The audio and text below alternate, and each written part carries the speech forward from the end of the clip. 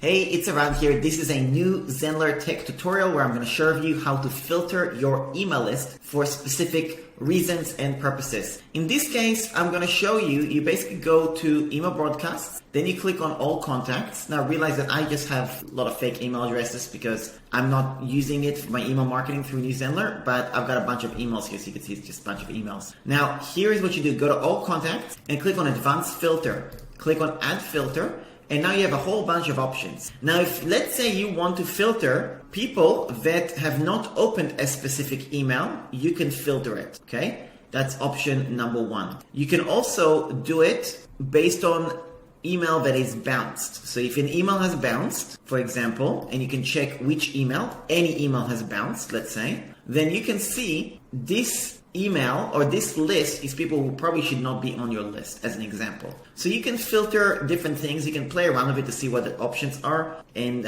see. So email not bounced, email bounced, emails not clicked, email clicked, not open, and so on. There's a lot of other examples of how you can filter things, but this is just a great way to know what's what. Now, once you actually have a list like that, also, you can actually click on it and add them to a specific email list if you want to create a specific email list. So if you want to create an email list, for example, of webinar registrations, as an example, you will do something like that. Go to all contacts, and here go to all contact, and then do advanced filter, select, and you would say registered in live webinar, for example.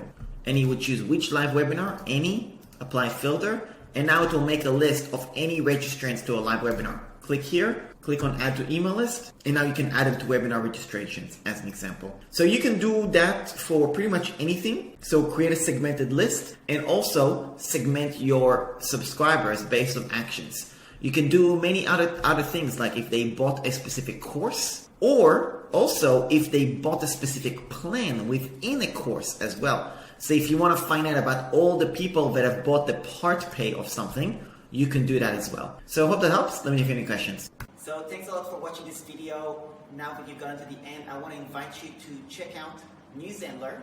This is a great tool. If you go to tryzenler.com, and by doing that, once you've actually signed up for a free account, send me an email to contact@aranbukai.com, and I'll make sure that you get some extra bonuses to help you get your website up and running as soon as possible, with some bonuses that are going to help you do that. So thanks a lot for watching. If you do this channel, please hit the subscribe button and leave a comment what other tutorials you want me to do on New Zenler.